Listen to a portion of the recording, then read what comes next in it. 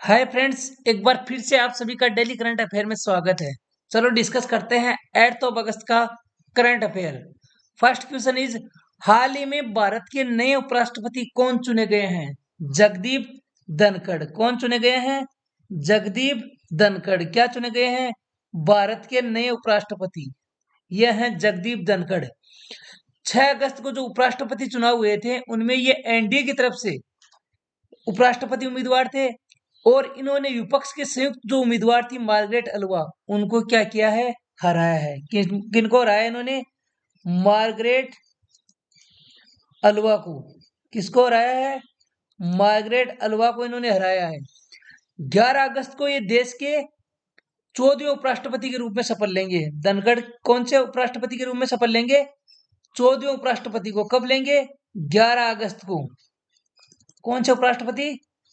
14वें उपराष्ट्रपति के रूप में। और किन की जगह लेंगे ये? उपराष्ट्रपति एम वेंकैया नायडू की। किन की जगह लेंगे?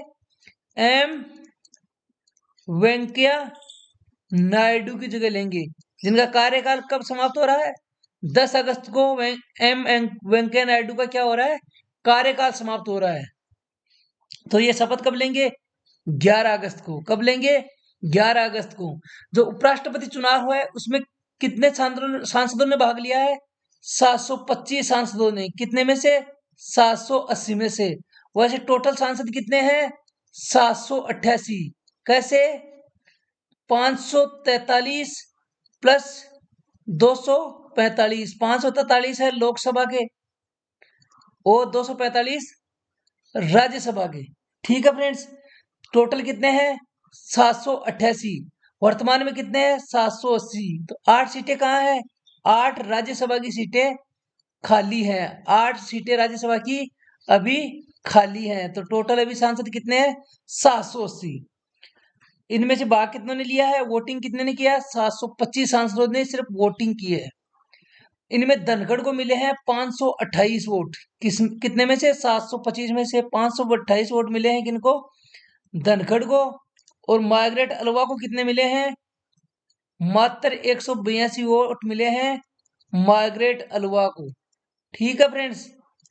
और जैसा आपको पता है, उपराष्ट्रपति चुनाव में लोकसभा और राज्यसभा के निर्वाचित और मनोनीत दोनों सदस्य भाग लेते हैं। अभी लोकसभा में मनोनीत सदस्य समाप्त हो गए हैं। जो 2 एंग्लो इंडियन होते थे उनको अभी समाप्त कर दिया गया है। वो 2 सीटें अभी समाप्त हो गई है।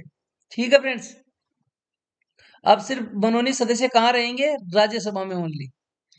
नेक्स्ट क्वेश्चन इज, हाल ही में रक्षा अनुसंधान और विकास संगठन यानी डीआरडीओ ने स्वदेशी laser guided anti tank guided missile ATGM का परीक्षण किस मुख्य युद्ध टैंक से किया है? किससे किया है?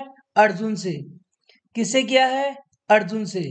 अर्जुन क्या है? अपना मैन बैटल टैंक। अपना मैन बैटल टैंक कौन सा है? ये अर्जुन। इससे किया है। कौन सी मिसाइल का परीक्षण किया है? स्वदेशी laser guided anti tank guided missile ATGM का। ठीक है फ्रेंड्स। किसने किया है? डीआरडीओ ने। किसके साथ मिलके? आर्मी के साथ मिलके। ठीक है फ्रेंड्स। कहाँ पे किया गया ये? महाराष्ट्र के अहमदनगर में। कहाँ किया है? महाराष्ट्र के अहमदनगर में। अहमदनगर में। किसके साथ किया? आर्मी के साथ। कौन सी रेंज में किया है? के रेंज में। किस रेंज में?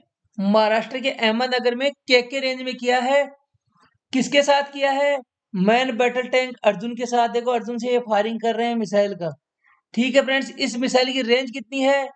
1.5 किलोमीटर से 5 किलोमीटर तक है, यानी 1.5 किलोमीटर से लेके 5 किलोमीटर तक है। ठीक है फ्रेंड्स। किसने किया है? आर्म्ड कोर सेंटर और स्कूल के सहयोग से डीआरडीओ ने। किसने किया है? डीआरडीओ ने। किसके हेल्प से? किसके साथ मिलके? आर्म्ड कोर सेंटर और स्कूल, इसके साथ मिलके डीआरडीओ ने स्वदेशी laser guided anti tank guided missile यानी एटीजीएम का परीक्षण किया है। तो हमारा पूछे कि हमारा मैन बैटल टैंक कौन सा है? अर्जुन।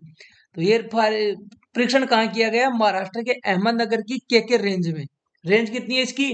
1.5 किलोमीटर से 5 किलोमीटर तक। नेक्स्ट क्वेश्चन इज,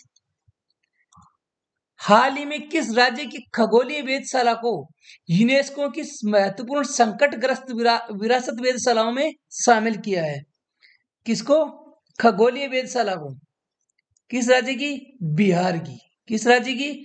बिहार की। किसने किया है? यूनेस्को की महत्वपूर्ण संकटग्रस्त विरासत वेधशालाओं में।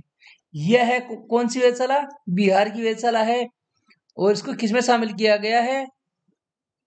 यूनेस्को की विरासत वेधशालाओं में।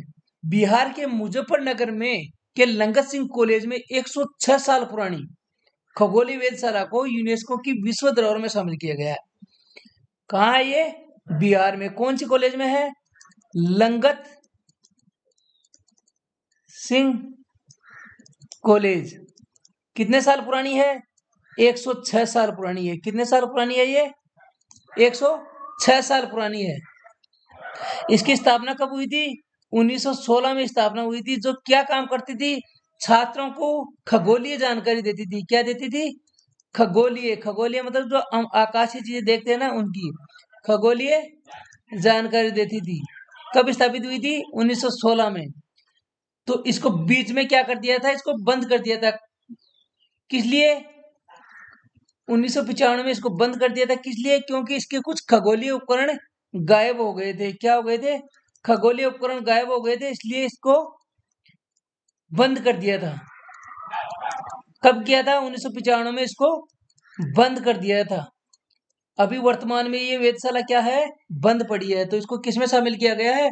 यूनेस्को की विरासत वेधशालाओं में। ठीक है फ्रेंड्स। कहाँ है ये? बिहार में। स्थापना कब हुई थी? 1916 में। बंद कब हुई थी? 1995 में। नेक्स्ट क्वेश्चन इज, भारतीय सेना और अमेरिकी सेना के बीच में मेगा सैन्य अभ्यास, नाम क्या है? युद्ध अभ्यास का 18वां संस्करण कहाँ आयोजित होगा? उत्तराखंड के ओली में। कहाँ आयोजित होगा? उत्तराखंड के ओली में। कहाँ आयोजित होगा? उत्तराखंड के ओली में। कौन सा? युद्ध अभ्यास। क्या नाम है इसका? नाम युद्ध अभ्यास। किस किस के बीच में होगा? भारत और अमेरिकी सेना के बीच में। किस किस के बीच में? भारत और अमेरिकी सेना के बीच में। कौन सा संस्करण है? 18वां संस्करण है। ठीक है फ्रेंड्स। यह सैन्य अभ्यास कब से कब तक चलेगा? 14 अक्टूबर से 31 अक्टूबर तक। 14 अक्टूबर से 31 अक्टूबर 2022 तक ये चलेगा। और इसका उद्देश्य क्या है? दोनों देशों की सेनाओं के बीच आपसी समझ व सहयोग को बढ़ावा देना। यह अभ्यास 2004 में US army Pacific partnership programme के तहत शुरू किया गया था। कब शुरू किया गया था? 2004 में। किस प्रोग्राम के तहत? US army Pacific partnership programme. ठीक है फ्रेंड्स। और हर देश, भारत और अमेरिका, इसको क्या करते हैं? बारी बारी से आयोजित करते हैं। एक बार भारत करता है, एक बार क्या करता है? अमेरिका इसको आयोजित करता है। पिछला जो इसका 17वां संस्करण हुआ था, वो कहाँ हुआ था? अमेरिका में हुआ था। कौन से शहर में हुआ था? अलास्का में। कहाँ हुआ था? अलास्का में। ठीक है फ्रेंड्स। कब हुआ था? अक्टूबर 2021 को। ठीक है। कौन सा संस्करण था ये? 17वां।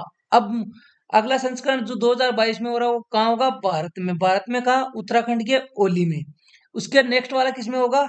अमेरिका में। तो ये क्या है? टर्न वाइज करता है। एक बार भारत करेगा, एक बार अमेरिका।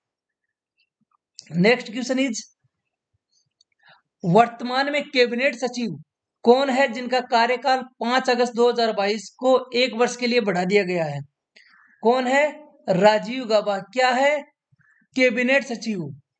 क्या है? Cabinet secretary. क्या है? Cabinet secretary. और उनका कार्यकाल कितने वर्ष के लिए बढ़ा है? 1 साल के लिए। कैबिनेट सेक्रेटरी, जो सेक्रेटरीज होते हैं, उनमें सबसे ऊपर होते हैं, डायरेक्ट पीएम को रिपोर्ट करते हैं। ये किसी के अंडर नहीं होते हैं। डायरेक्ट किसको रिपोर्ट करते हैं? पीएम के। ये जो सेक्रेटरी होते हैं, जो सचिव होते हैं, उनमें सबसे बड़ा पद कौन सा होता है? कैबिनेट सचिव। कौन सा पद होता है? कैबिनेट सचिव सबसे बड़ा पद होता है। ठीक है।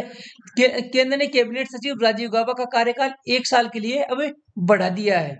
इनका कार्यकाल कब समाप्त हो रहा था? 30 अगस्त को इनका कार्यकाल समाप्त हो रहा था। ठीक है फ्रेंड्स। तो ये जो कार्यकाल बढ़ाया गया, वो 2019 में भी इनका बढ़ाया गया था। 2019 में 2 साल के लिए नियुक्त हुए थे, सॉरी 2019 में 2 साल के लिए नियुक्त हुए थे। 2021 में इनका कार्यकाल समाप्त हो रहा था, तो पहले इनका कार्यकाल 1 साल के लिए बढ़ाया, अब दोबारा इनका कार्यकाल 1 साल के लिए बढ़ा दिया गया है। और किसने, कौन बढ़ाता है ये कार्यकाल? केंद्रीय मंत्रिमंडल की नियुक्ति कमेटी। कौन सी कमेटी? नियुक्ति कमेटी। केंद्रीय मंत्रिमंडल की नियुक्ति committee, cabinet committee on appointment या कैबिनेट अपॉइंटमेंट कमेटी, नियुक्ति कमेटी। ठीक है फ्रेंड्स, ये इसमें कौन कौन सदस्य होता है? जो नियुक्ति कमेटी होती है कैबिनेट की, जो अपॉइंटमेंट कमेटी होती है, इसमें कौन कौन सदस्य होते हैं? इसके सदस्य होते हैं प्रधानमंत्री और गृह मंत्री, पीएम होते हैं और होम मिनिस्टर होते हैं। अभी जो कैबिनेट की जो नियुक्ति कमेटी है, जो नियुक्ति मतलब इनको जो बड़े बड़े पोर्टफोलियो में जो नियुक्ति करनी है, चाहे आर्मी चीफ को नियुक्ति करनी है या नेवी चीफ की नियुक्ति करनी है या फिर एयरफोर्स चीफ की नियुक्ति करनी है या फिर और बड़े पोर्टफोलियोज हैं, उनकी अगर नियुक्ति करनी है तो कौन करता है? कैबिनेट की नियुक्ति कमेटी, जिसके सदस्य कौन है? प्रधानमंत्री जो वर्तमान में नरेंद्र मोदी हैं, एंड होम मिनिस्टर जो अमित शाह जी हैं, ये इसके सदस्य हैं। इसका अध्यक्ष होता है प्रधानमंत्री। ठीक है फ्रेंड्स, तो इनका कार्यकाल 1 साल के लिए और बढ़ा दिया गया। और आपको बताया कि कैबिनेट सचिव होता है, जितने भी सचिव होते हैं उनमें सबसे ऊपर किसका पद आता है? कैबिनेट सचिव का। ये डायरेक्टली किसको रिपोर्ट करते हैं? पीएम को रिपोर्ट करते हैं। ठीक है फ्रेंड्स, तो फ्रेंड्स आज की क्लास में बस इतना ही। अगर आपको वीडियो अच्छा लगे तो लाइक और शेयर जरूर करें। Thanks for watching.